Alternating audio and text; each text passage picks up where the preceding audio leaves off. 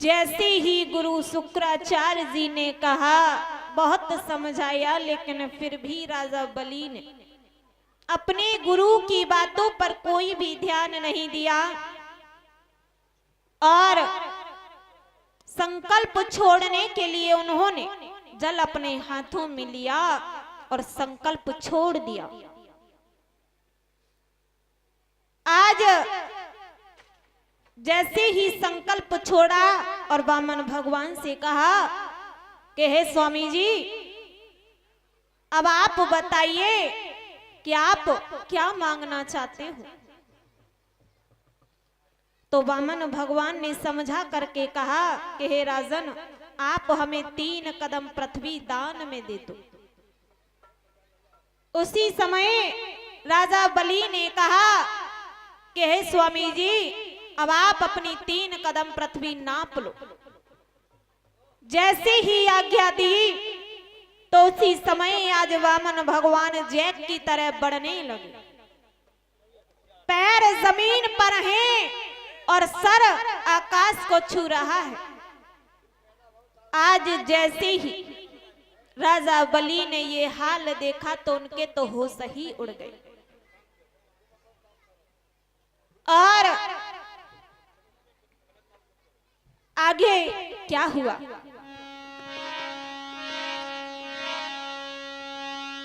उस विश्वरूप की साया ने सूरज के अंश नाप डाले।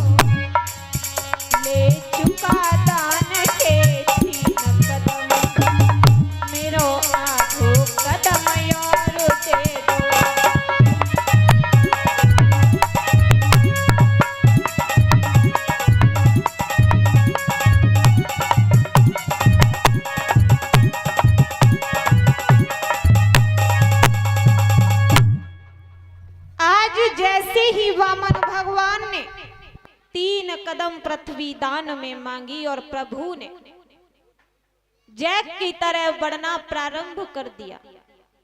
आज पैर जमीन पर हैं और सर आकाश को छू रहा है।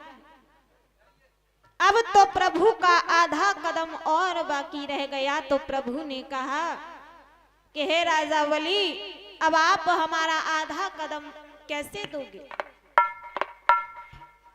इतनी बात सुनकर के राजा बलि ने समझा करके कहा कि हे स्वामी जी, आप हमें एक बात बताइए कि धन बड़ा होता है या धनी? ये बात सुनकर के वामन भगवान कहने लगे कि धन बड़ा होता है और रिश्ता नौकर और मालिक का होता है। इतनी बात कहकर के आज राजा बलि जमीन पर लेट गया और वामन भगवान से कहा कि हे प्रभु, अब आप अपना आधा कदम हमारी पीठ पर नाप लीजिए।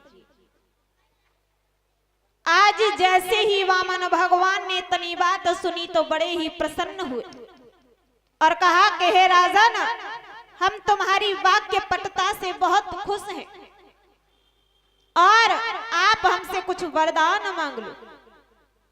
तो राजा बलि चरणों में गिर करके कहने लगे कि हे प्रभु, अब आप ही हमें दे दीजिए जो भी आप देना चाहते हो। तो उसी समय वामन भगवान ने राजा बलि को पाताल लोक दे दिया। ये बात सुनकर के राजा बलि प्रसन्न नहीं हुआ, खिन्न हो गया। तो कहा कि आप खुश नहीं हो